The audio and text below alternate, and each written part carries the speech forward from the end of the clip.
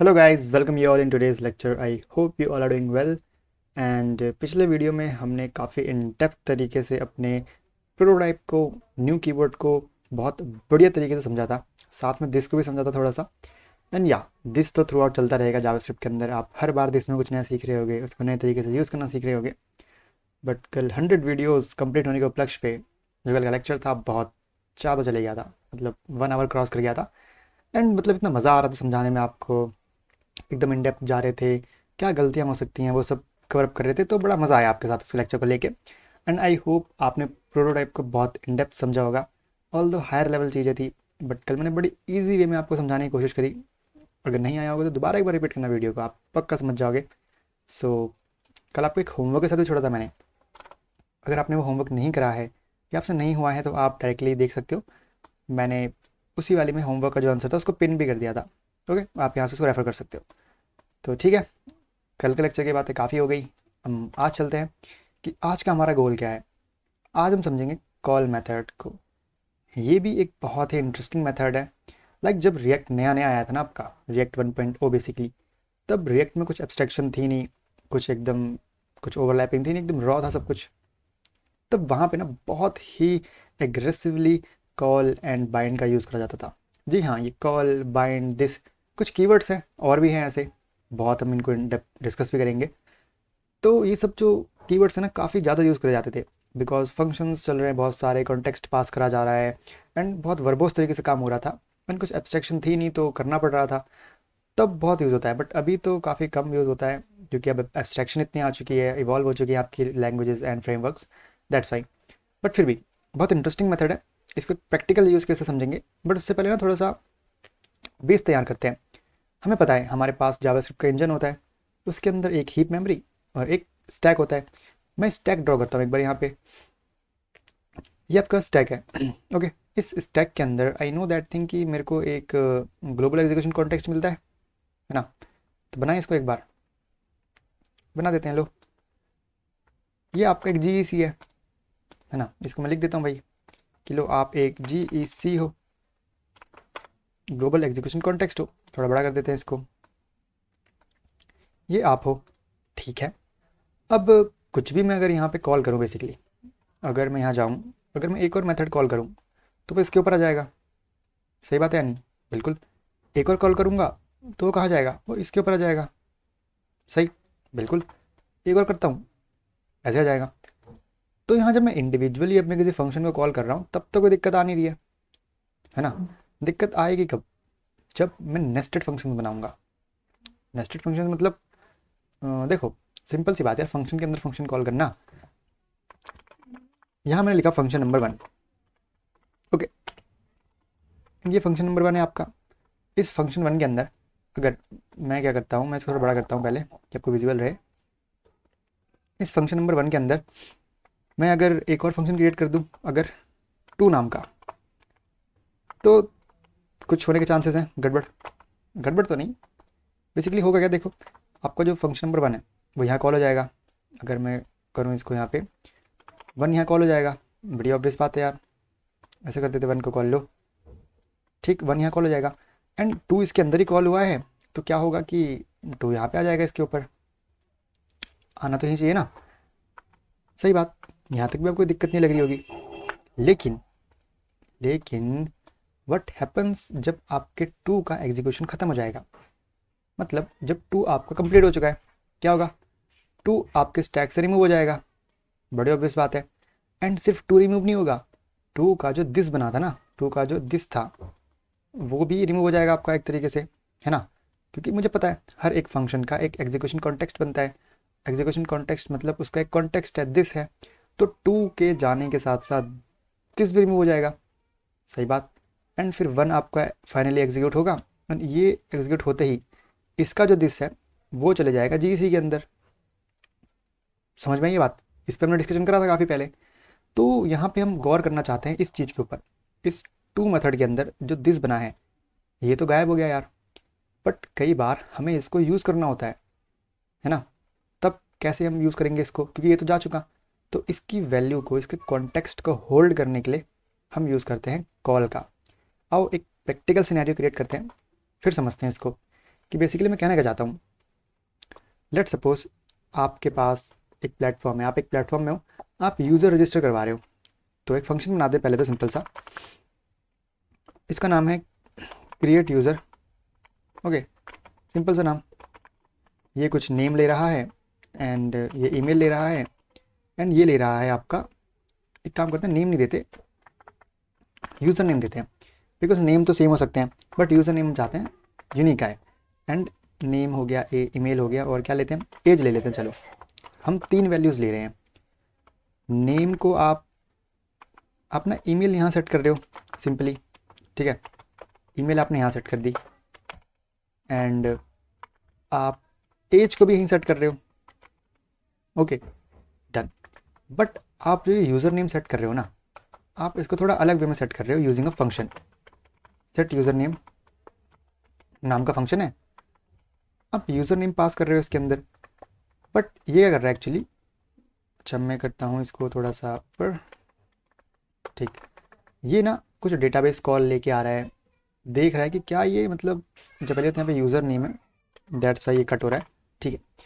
तो ये फंक्शन क्या कर रहा है बेसिकली ना, ये फंक्शन कुछ डेटाबेस कॉल करेगा, चेक करेगा कि इस नाम का यूज़र नेम पहले से तो नहीं है। अगर उस नेम का यूज़र नेम पहले से होगा तो कुछ मतलब एरर दे देगा कि दूसरा नेम डालो या फिर नहीं, और अगर नहीं होगा तो सेट कर देगा, ठीक है। तो ये आपका एक फंक्शन है बेसिकली, इसको कर देते हैं यहाँ से रिमूव। ये फंक्शन क्या कर रहा है, ये सेट कर रहा है यूज़र नेम को, ये बस नेम ले रहा है, प्रॉपर लिखते हैं यूज़र नेम ले रहा है एक तरीके से आपका यूज़र नेम। एंड मतलब कुछ यहाँ कॉम्प्लेक्स कॉल कर रहा है, ये कॉम्प्लेक्स एग्जीक्यूशन या फिर कॉम्प्लेक्स एग्जीक्यूशन लिख देते हैं, कुछ कॉम्प्लेक्स एग्जीक्यूशन इसने करी एंड चेक कर लिया कि है या नहीं। और अभी मान लेते हैं कि यूज़र नेम नहीं है, तो ये करेगा क्या, this dot name, this dot user name को सेट कर देगा यूज़र नेम के बराबर।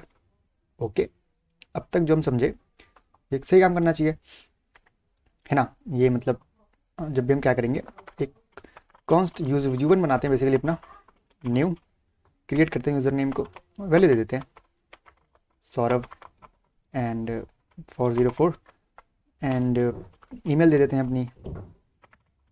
अब हम गूगल में काम कर रहे हैं, google.com एंड एज दे देते हैं 19। डन। ओके, तो अब प्रिंट करा के देखते हैं क्या मिलता है अपने को।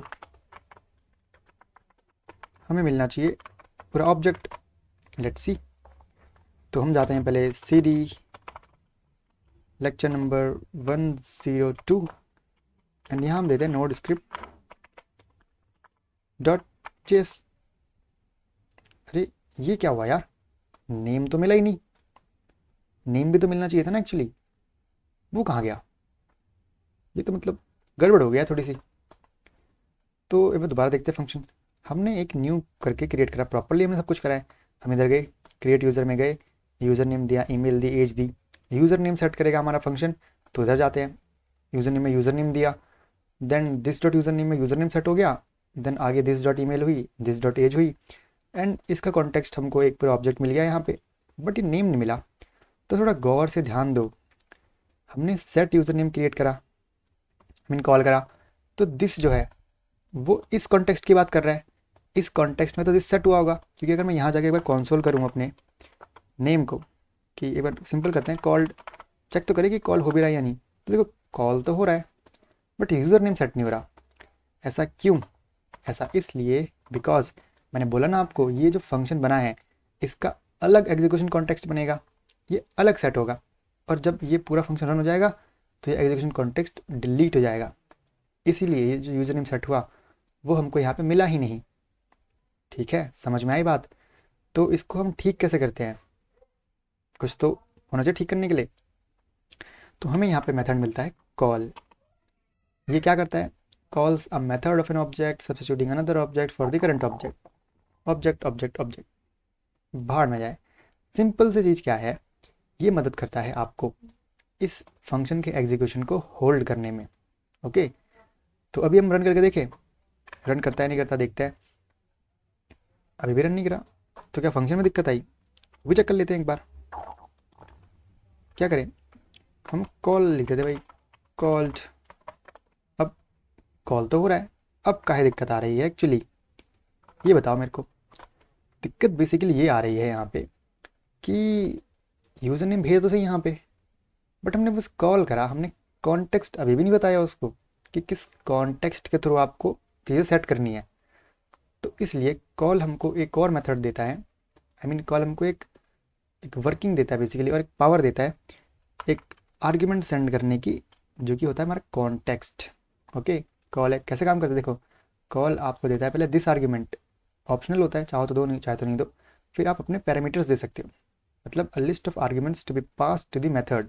ठीक है, calls a method of an object substituting another object for the current object. ये तो बस ऑब्जेक्ट में घुमा देगा आपको, बेसिकली समझो कहना क्या चाहता है वो ये कहना चाहता है कि आप कॉल मेथड के अंदर ना पहले तो अपना कॉन्टेक्स्ट देते हो, फिर आप लिस्ट ऑफ पैरामीटर्स दे सकते हो, आर्गुमेंट दे सकते हो।